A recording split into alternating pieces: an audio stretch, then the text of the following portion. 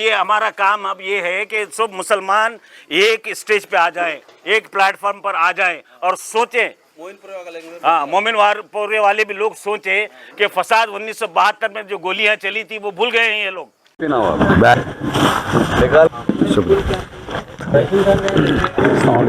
कुमारस्वामी साहब chief minister थे, याद है ना आपको? पिछले इलेक्शन में जेडीएस, बीजेपी, बी टीम, वो ये क्या हुआ?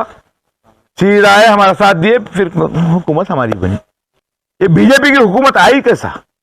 सेक्युलर पार्टी, सेक्युलर बोले तो हम, तुम्हारे सेक्युलर पार्टी के तुम्हारा सर्टिफाइड कॉपी तुम्हारे लोग 17 एमएलए तुम्हारे लीडर के अतराफ रहने वाले तुम्हारे पार्टी से इस्तीफा देकर बीजेपी जाते हैं और जीत के आते हैं। तो इसलिए हमारे एरिया से, नॉर्थ से नासिर उस्ताद के हाथ मजबूत करें। ऐसे कई मामलात हैं असेंबली में, ऐसे ऐसे इश्यूज आए हैं। ये 3.5 साल इसलिए बोल रहा हूं क्योंकि 5 साल की गवर्नमेंट रहती, जेडीएस की और कांग्रेस की हुकूमत थी। कुमारस्वामी साहब चीफ मिनिस्टर थे, याद है ना आपको? पिछले इलेक्शन में जेडीएस, बीजेपी, बी टीम, वो ये क्या हुआ?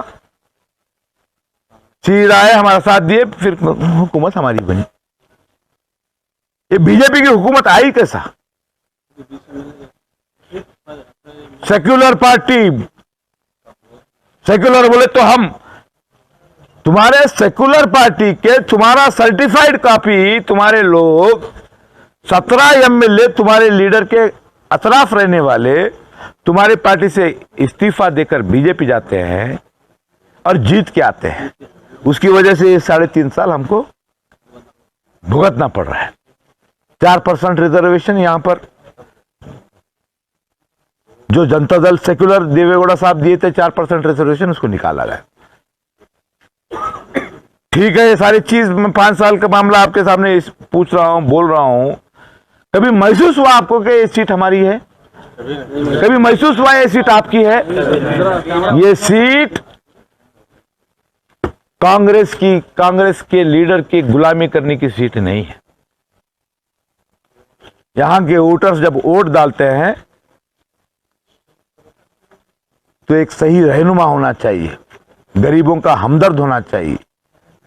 गुलाम होगा तो गुलाम मुस्तफा होगा, गुलाम खरगे नहीं।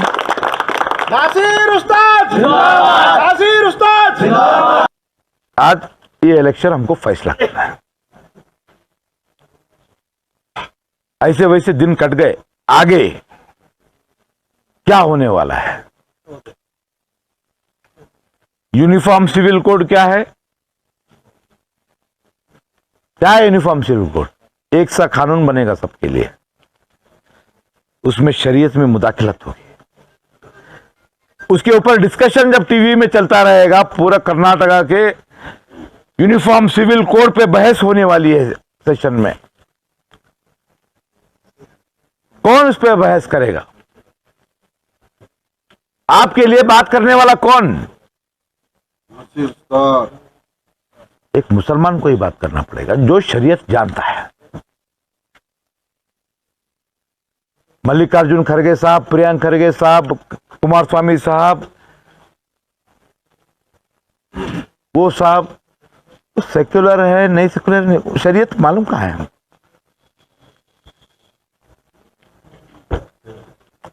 ये मामला ऐसे है, बड़ी संजीदगी से जिम्मेदारी के साथ सोचना है। यूनिफॉर्म सिविल कोड में कोई शरण प्रकाश बात करने वाला है क्या? हमारी पार्टी का बालराज गुत्तेदार बात करता है? हाँ, क्या प्रियंक खड़गे बात करता है?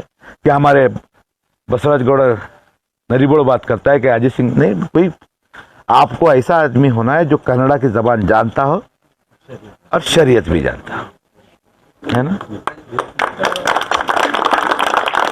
बहस होते रहेगा, हम घर में टीवी चैनल देखते बैठेंगे, खामोश बैठे हुए रहेंगे। हमारे कौन तो एमएलए बोले तो बर्दाश्त होता आपको? कल के दिन कुछ बातें ऐसी होंगी जो हमारे शरीयत से टकराते होंगे, जब कितना अफसोस होगा आपको। ये 5 साल शर्मिंदगी, आपको गिरफ्तारी तड़पा ना दिल, बेचारा साहब आगे के दिन ऐसे यूनिफॉर्म सिविल कोड आएगा, मैं अपनी ताकत क्या है बताता हूँ एमएलए इलेक्शन में। अरे तेरी ताकत पूरी मिल्लत को, पूरी कौम को जलील करने वाली तेरी ताकत का इस्तेमाल सही कर।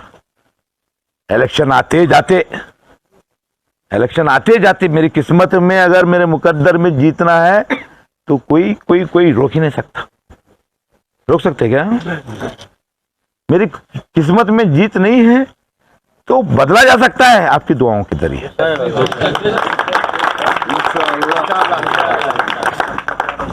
हालात बहुत संगीन है, जिम्मेदारी के साथ वोट कीजिए। इस इलेक्शन को दूसरे इलेक्शन के अगर सरकार समझ रहे हैं तो आपके उतना मासूम कोई भी नहीं।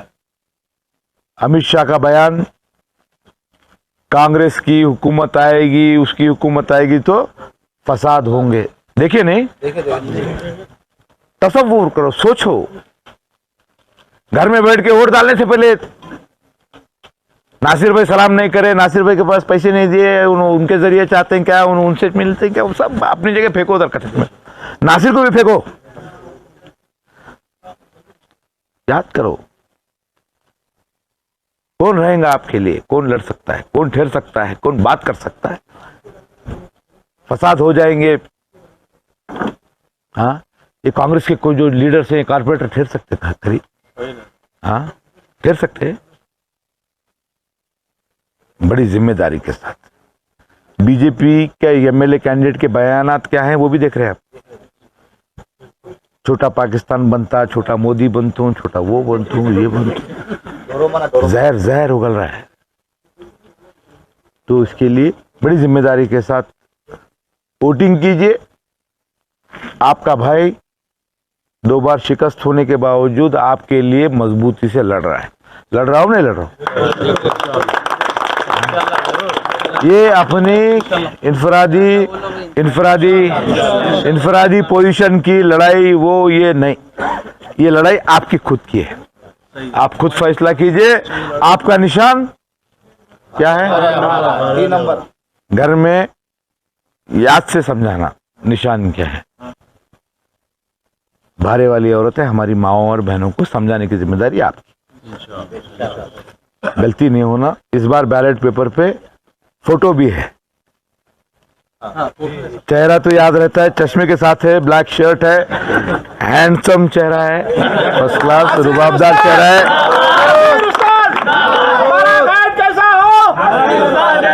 और 2 मीटिंग में जाना है आप तमाम लोगों के, क्योंकि भायाच हैं। ये इलेक्शन आपका है समझ के जोर है। और आगे के जो हालात हैं, इतने ख़तरनाक मोड़ पे आप पहुँचे हैं। आप लोग सब देखते होंगे न्यूज़ में और कई अखबारों में, सोशल मीडिया में, हर तरह से कुचला जा रहा है। अब यहाँ पर नॉर्थ का जो मामला है, हम ये नहीं कहते हम किसी पार्टी के दुश्मन नहीं हैं हम, लेकिन आज जो शख्सियत है जो इस नॉर्थ से खड़ा किया गया है जनता दल से, हमारे उस्ताद नासिर साहब को, वो एक काबिल एहतराम शख्सियत और बहुत ही ज़हीन और हर लिहाज से काबिल तारीफ़ हैं वो। और इस हक़ के मुस्तहक़ हैं कि इनको हम किसी भी तरह उनके हाथों को मजबूत करें। उनके हाथों को मजबूत करना यानी कि अपने आप को मजबूत करना है, क्योंकि आप गुज़िश्ता भी बहुत ही आसान ले लिए थे इस मामले को। और परवाह नहीं, हमारे कायद थे जनाब क़मरुल इस्लाम साहब, तो उनके सिंपति में मैडम को इलेक्ट कर लाए थे हम। आने के बाद आप देख चुके हैं कि क्या यही रोड जो मैं बैठा हूँ यहाँ पे, ये रोड के लिए जनाब असद साहब और जनाब हमारे डॉक्टर साहब और मैं हमेशा शिकायत रहती थी कि ये रोड कब बनेगी।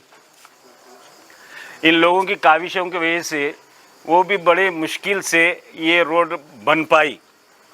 ये मुश्किल का लफ्ज़ इसलिए इस्तेमाल कर रहा हूँ कि ये उनकी ड्यूटी थी मैडम की कि वो कहाँ तकलीफ़ है, कहाँ ये नहीं देखकर इसको हल करना चाहिए था, लेकिन वो नहीं कर सके।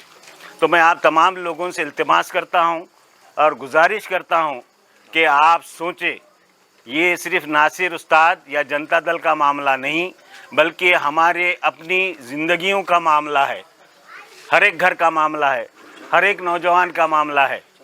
कल के दिन अगर कुछ हो गया, कुछ चीज़ जैसा कि अमित शाह ने बेंगलोर में एक स्पीच दी थी, अगर जो है कांग्रेस बरसर इख्तियार आ गई कर्नाटका में, तो जो है ना हिंदू मुस्लिम दंगे होंगे। तो ये खुला चैलेंज किया है अमित शाह ने कि अगर कांग्रेस आ गई कर्नाटक में तो हम जो है ना हिंदू मुसलमानों को जो है ये टारगेट करेंगे। तो मेरे नौजवान भाइयों दोस्तों, ये सोचने की ज़रूरत है हमको बहुत ही, इससे कि अगर आखिर हम एक मुत्तहिद हो जाएं। ये मौका बार बार आने वाला नहीं, फिर 5 साल तक इंतज़ार करना पड़ेगा हमको। 5 साल में ना जाने दुनिया किधर की किधर पलट जाए, कल का भरोसा नहीं, तो 5 साल का कहाँ सोचते हो। तो अब मैं तो आप लोगों से गुजारिश करता हूँ कि हमको पार्टी, हम कांग्रेस के दुश्मन नहीं हैं, हम ये देख रहे हैं कि जो शख्स काम करने वाला है या नहीं है, ये नौजवान कायद है, बेलूस है और आगे डट के काम करने वाला आदमी है ये। तो लिहाजा मैं सबसे आप लोगों से गुजारिश करता हूँ कि इनके हाथ यानी नासिर उस्ताद के हाथ मजबूत करें, यानी हम अपने घर को मजबूत करें, अपनी ज़िंदगियों को मजबूत करें। अब नौजवानों को अपने मुस्तकबिल के लिए सोचना चाहिए कि आइंदा जो है वो जो अपना वोट डाल रहे हैं, जो 18 साल के ऊपर हैं, अपना वोट इतना कीमती है, आप अपने वोट को समझिए, वो एक हथियार है हमारा। हम तलवार निकाल कर या बंदूक निकाल कर लड़ने की ज़रूरत नहीं है। 5 साल के बाद ये मौका आ गया है कि एक हथियार हमारे हाथ में है, जिसका सही इस्तेमाल करें और अपने दुश्मन को नीच तो नाबूद करें, ताकि अपनी ज़िंदगी खुश आइंदा हो। तो मेरा इल्तिमास है आप लोगों से कि मुत्तहिद हो जाएं और उस्ताद को, नासिर उस्ताद को अपना कीमती वोट देकर उनके हाथ मजबूत करें और अपने आप को उनसे काम लेने के आजमाइश में रखें। ये नहीं कि भाई अब देखिए, मर्द और आदमी जेंडर में तो फ़र्क है। मर्द की ताकत और नौडौत औरत की ताकत 7 गुना ज़्यादा होती है मर्द से। वो सनफ़ नाजुक का मामला है वो, लेकिन मर्द ज़्यादा ताकतवर होता है। तो उस लिहाज से भी हमको सोचना चाहिए। साइंटिफिक बच्चे जो पढ़े लिखे नौजवान, उनको भी सोचना चाहिए कि मर्द क्या कर सकता है और औरत क्या कर सकती है। सभी औरतें प्रियंका गांधी नहीं बन सकती, सभी औरतें इंदिरा गांधी नहीं बन सकती। तो इसलिए हमारे एरिए से, नॉर्थ से नासिर उस्ताद के हाथ मजबूत करें और उनको इलेक्ट करके लाएं और अपने आप को मजबूत करें। पैसे वाले, आपको मैं बताऊं कितने पैसे वाले लोग जाके खड़गे के पास बैठ के पैसे लेकर आए के वोट डाले वाले, मैं वो भी बताता हूं मैं आपको। और मैं किसी से डरता नहीं हूँ, हाँ, मैं किसी से डरता नहीं। पैसे वाले लोग जाके बैठ के पैसे लेकर आए, आके वोट डाले सो हैं। हाँ, तो अब ये मौका नहीं है। मोमिन वाले सोचते हैं कि अगर हम मैडम को नहीं डाले तो बीजेपी आती है। डर का बताओ आप। तो इसीलिए तो ये हमारा काम अब ये है कि सब मुसलमान एक स्टेज पे आ जाएं, एक प्लेटफॉर्म पर आ जाएं और सोचें। हाँ, मोमिनपुर वाले भी लोग सोचे कि फसाद 1972 में जो गोलियां चली थी वो भूल गए हैं ये लोग। चंद्रशेखर बिलगुंदी घर घर घुस के जो है ना निकाल के मरवाया है। मैं गवाह हूँ, चश्मदीद गवाह हूँ। मैं बुरहान चौड़ी पे लड़ा हूँ, ज़ैनुद्दीन साहब मरहूम जो मर गए हैं, वो मस्जिद के लिए हम रात में जाके जो है ना हम लोग गोली भी खाए, हम लड़े मरे हैं वहाँ पे। वो वक्त है ये अब जो आने वाला है, जो अमित शाह ने इंटीमेशन दे दिया है वो। तो मोमिनपुरे वालों, मोमिनपुरा छोड़ दो, अपने दिमागों को खोल दो। हाँ, अपने आप दिमागों को खोल दो और अपने मोमिनपुरे को भी बचाओ, ताकि अपनी नस्ल को बचाओ और अपनी कौम को बचाने के लिए एक प्लेटफॉर्म पर आकर के कायद को आप आगे करने की कोशिश करो।